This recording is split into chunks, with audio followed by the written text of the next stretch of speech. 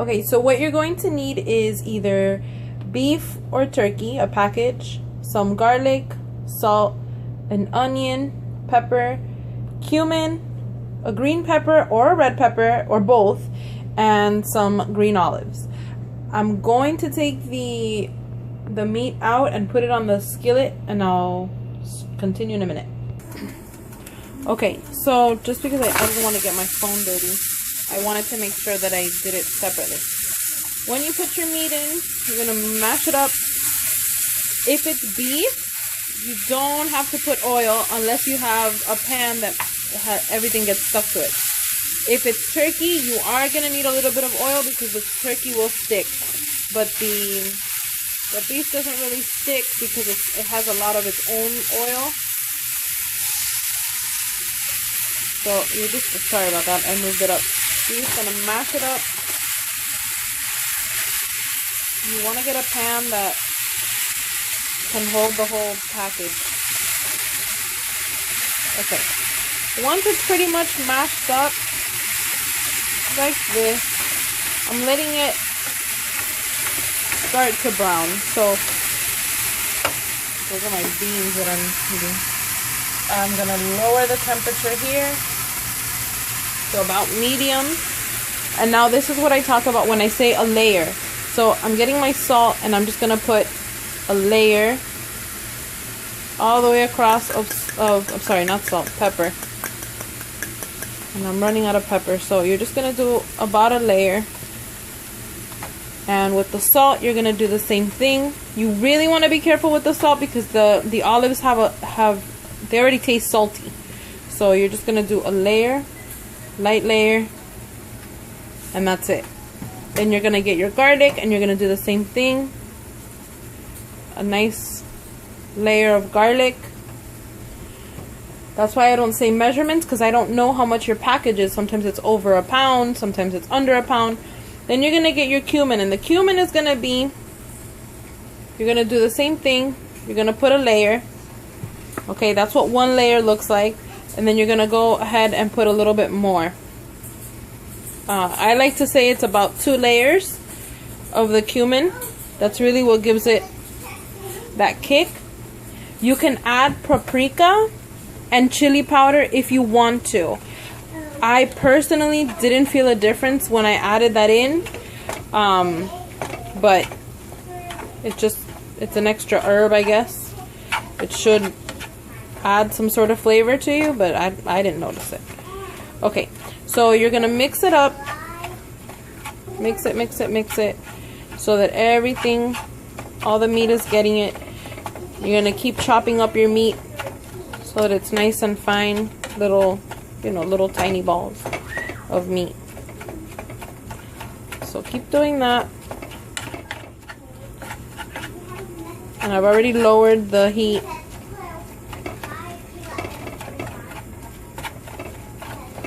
Kind of hard to do with just one hand. I'm not holding the pan with the other.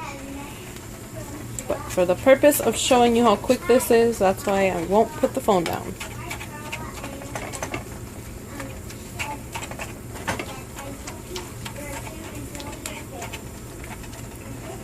Okay, so we're almost finished. Once you're finished with this mixing, I'm going to cover it and I'm going to go blend, use the food processor to put my veggies. As far as the veggies are concerned, it really depends on your family. My family cannot see anything green or an onion or taste it for that matter, feel the consistency, the texture of it, because they will spit it out and they won't want to keep eating. But if this was just for me, I would just throw the veggies in like that, cut them up a little bit with a knife and throw them in, no big deal. But since my family isn't that way, my husband and my daughter, I humor them by using a food processor and getting it as small and fine as possible. Okay, so this is pretty good the way that it is. Alright, little chunks everywhere. Okay, put this to the side, and now I'm going to get a lid and I am going to cover it Okay, so that's onion, green pepper, and olives. There's about 30 olives in there. If you can see, there's really not, that's a little bit of onion. If you remember what my green pepper looked like before at the beginning, this is what it looks like now. I just grabbed a chunk of it, just broke it off of my green pepper. Again, this really depends on your family, what flavors they like and how they like it. So put this in here. Okay, so now I use my food processor. Since I'm doing this on my phone, I had to stop it and turn it back on. So this is what it looks like now. It looks kind of like slop, to be honest with you. So my meat is simmering. I'm just gonna pour it all in. And I'm gonna have to hit pause on the camera here because it's too hard for me to do with just one hand without spooning it out. So hang on. Okay, so there's the rest of it, and now I'm really just gonna mix it up. There's about 30 olives. Yeah, because I actually counted them so that I could tell you. It's about 30 olives that I put in there because I like it really tangy.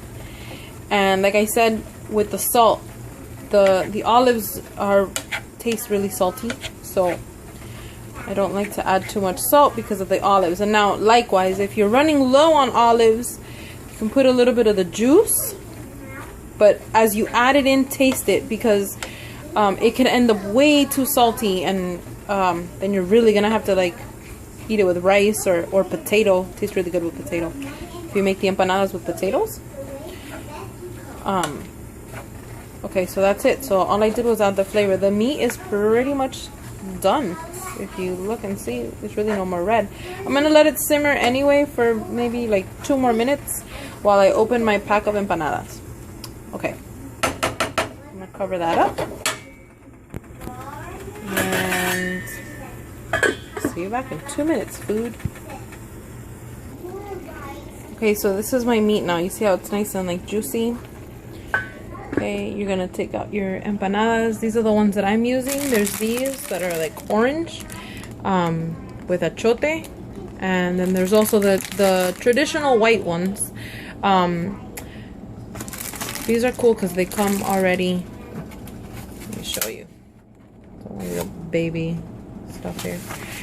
They already come with these little layers separating them, so they won't get stuck and they won't break apart when you try to use them. And I'm gonna try my hardest here to try to do this with one hand, because I know if I would have asked my lovely husband to help me film, he would have gotten my face and would have been annoying.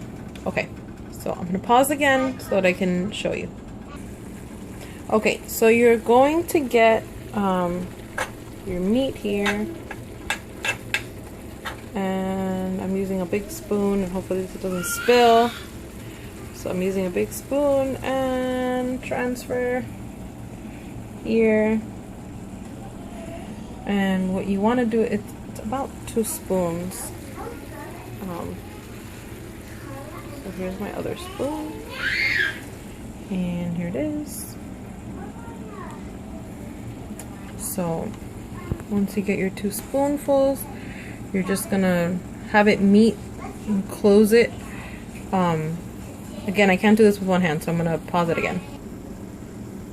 Okay, all I did was make it so that the 2 pieces met, and you just press it with your fingers, or if you want to get fancy and get a fork, then you can press down with your fork, and it gives it like this more professional look, I guess. Makes it look like you actually know what you're doing. This is more time consuming, so I don't do it unless I'm making different types of empanadas at a time. So sometimes I'll make beef, and sometimes at the same time I'll also make turkey. So I'll do that just to differentiate, and that came out alright, considering trying to do everything with one hand. Okay, so here's your empanada. That's what it looks like. And now you have to bake it.